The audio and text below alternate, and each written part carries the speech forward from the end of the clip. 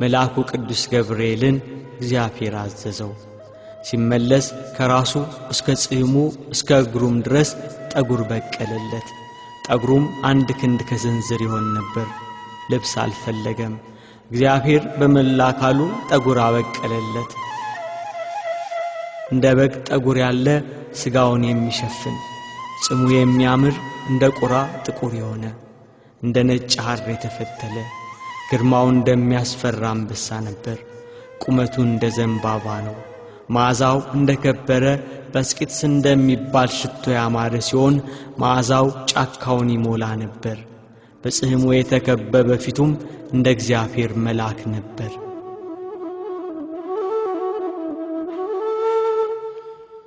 አባታችን ገብረ መንፈስ ቅዱስ ሰውነቱን ከቀን ወደ ቀን በልዩ ልዩ ገድል ሊቀጣት ነበር።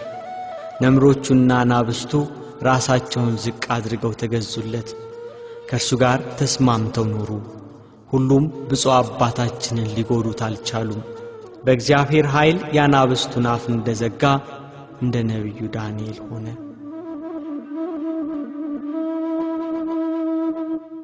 አራዊቱ ወዳሉበት ይዞራል። በሱ ላይ ክፉ ሊያደርጉበት ቢፈልጉም የእግዚአብሔር ሥልጣን ግን ይከለክላቸው ነበር። አራዊቱ ከእግሩ በታች ይተኙ ነበር። አባታችን አቡነ ገብረ መንፈስ ቅዱስ በሚሄድበትም ጊዜ ይለማመጡታል። ለጌታው እንደሚታዘዝ አገልጋይ፣ ለመምህሩ እንደሚተጋ ደቀ መዝሙር እግሮቹን ይልሳሉ። የረገጠውን አፈር ይመገባሉ። ለጸሎት ሲቆም አራዊቱም አብረው ይቆማሉ። ሲመጣ ሲያዩት ሮጠው ሄደው ተንበርክከው ይቀበሉታል። አባታችን ገብረ መንፈስ ቅዱስ እናቱም አባቱም የሥጋ ዘመዶቹም አላወቁትም። በመዓልትና በሌሊት ያለ ረፍት ለእግዚአብሔር ምስጋናን ያቀርባል። እንደ መላእክት በአክናፈ ነፋስ ይፋጠናል። እንደ መላእክት በሰረገላ ነፋስ ይሄዳል። አባታችን ገብረ መንፈስ ቅዱስ በንጽህናና በቅድስና ያለማቋረጥ በማመስገኑ እግዚአብሔር ከፍ አደረገውና ኑሮውን ከመላእክት ጋር አደረገለት። አባታችን ገብረ መንፈስ ቅዱስ በመዓልትና በሌሊት አያንቀላፋም ነበር። ቅዱስ ዳዊት ለዓይኖቼ እንቅልፍ ለቅንድቦቼ ሽልብታን አልሰጣቸውም ያለውን አስቦ ቀን ከሌሊት በጾምና በጸሎት ተወሰነ።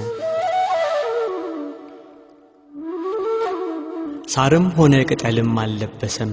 ለሥጋው ምንም ምክንያት አላቀረበም። ራቁቱን ኖረ፣ ኀፍረትንም ናቃት። ክርስቶስን ይከተለው ዘንድ መስቀሉን ተሸከመ። አባታችን ገብረ መንፈስ ቅዱስ እግዚአብሔርን መፍራት በሃይማኖት ገንዘብ አደረገ። ከዓለም ተድላ ደስታ ተለየ። የሐዋርያትን ድህነት አሰበ። በከረጢታቸው ገንዘብ ያልቋጠሩትን፣ ለመንገድ ስንቅ ያላሰናዱትን፣ ለዓለም ያልጎመጁትን እነርሱን መሰለ። በፍቅራቸው ጸና፣ ፍለጋቸውን ተከተለ። ሥራቸውን ጠበቀ፣ ሀገራቸውን ናፈቀ። በእውነተኛ ሃይማኖት እንደነርሱ ሊያርፍ ወደደ።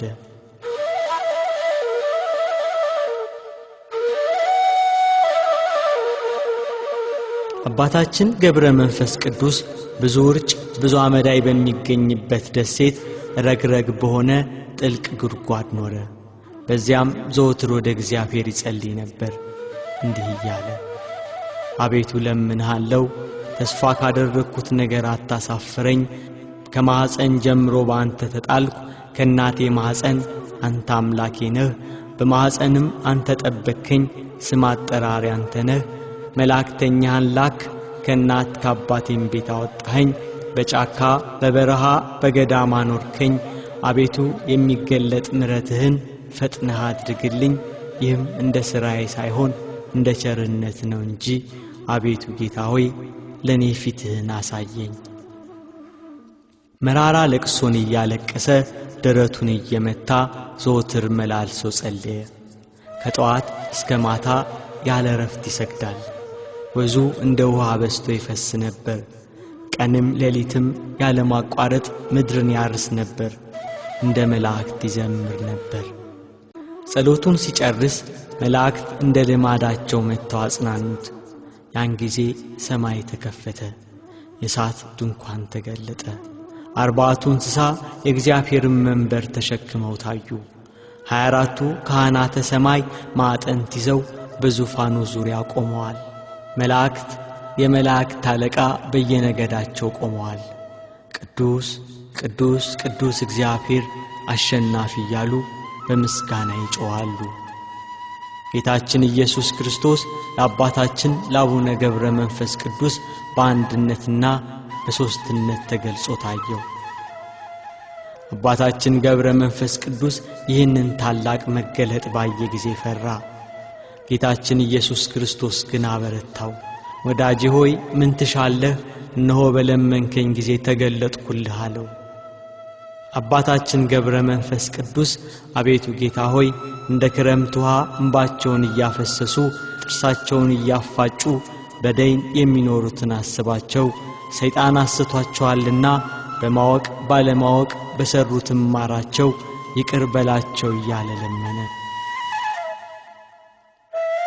ጌታችን ኢየሱስ ክርስቶስ ወዳጄ ሆይ ስምህን የጠሩትን መታሰቢያህን ያደረጉትን ኃጥአንን ምሬልሃለሁ፣ ተነስተህ ኢትዮጵያ ወደምትባል ሀገር ሂድ፣ በዚያም ከደይን የምታወጣቸው ነፍሳት አሉ ብሎ ቃል ኪዳን ገባለት። አባታችን ገብረ መንፈስ ቅዱስ በነፋስ ሰረገላ ሆኖ መልአኩ ቅዱስ ገብርኤል እየመራው ወደ ኢትዮጵያ መጣ። እጆቿን ወደ እግዚአብሔር ትዘረጋለች ተብሎ ትንቢት ወደ ተነገረላት ወደ ቅድስት ሀገር ወደ ኢትዮጵያ መጣ።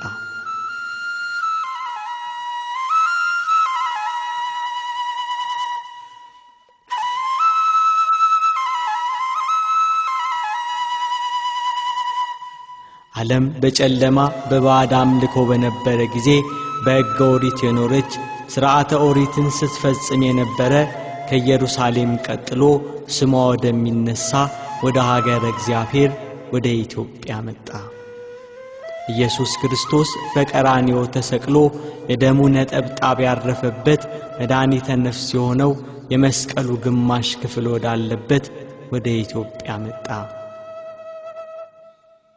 ከግማደ መስቀሉ ጋር ብዙ የቅዱሳን አጽም ወደ መጣበት ወደ ኢትዮጵያ መጣ። ሙሴ ከእግዚአብሔር ተቀብሎ እስራኤል ዘሥጋ በምድረ በዳ እግዚአብሔር ከእነርሱ ጋር የሚገለጽበት የቃል ኪዳኑ ታቦት ወዳለበት የድንግል ማርያም አስራት ወደ ሆነች ወደ ሀገረ እግዚአብሔር ወደ ኢትዮጵያ መጣ።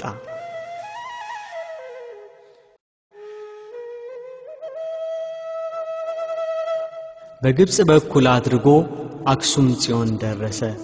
አክሱም የቅዱሳን ነገሥታት ሀገር፣ የቃል ኪዳኑ ማረፊያ ምድር።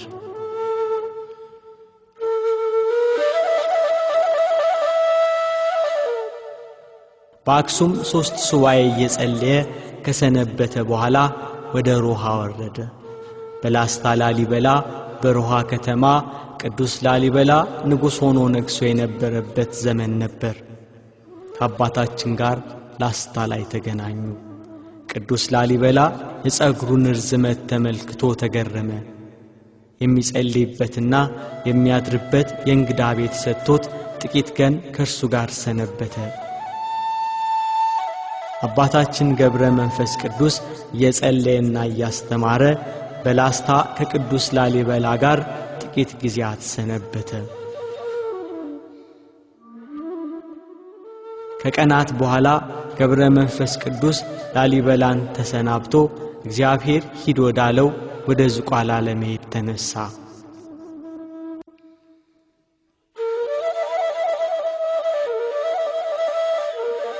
ንጉሡ ላሊበላ አባታችንን አስፈቅዶ አብሮት ወደ ዝቋላ ተጓዘ። ዝቋላ ሊደርሱ ጥቂት ቀራቸው። ናዝሬት አጠገብ አሁን ቆፍቱ ላሊበላ ከሚባለው ቦታ ደረሱ። በዚያ አደሩ። ሌሊት በዚያ ቦታ ላይ ወደፊት ቤተክርስቲያን እንደሚሰራ በራእይ ለአባታችን ታየው። ሲነጋ ምዕራፈ ቅዱሳን በኩረ ገዳማት ወደ ሆነችው ዝቋላ አምባ ወጡ። የዝቋላ ተራራ እጅግ አስቸጋሪ ቢሆንም ከተራራው አናት ላይ የሚታየው ለምለም ሜዳ ጥቅጥቅ ያለው ደን መንፈስን ያበረታል። ዝቋላ ከደረሱ በኋላ አምባው የመናንያን መኖሪያ እንዲሆን ዳሩ ሳት መካከሉ ገነት ይሁን፣ የበረረ ወፍ የሰገረ ቆቃ ይታደንበት፣ ወንጀለኛ ተማጽኖ የሚድንበት ይሁን ብሎ ገዳሙን ገድሞላቸው ሊለያቸው ተነሳ ንጉሡ ቅዱስ ላሊበላ።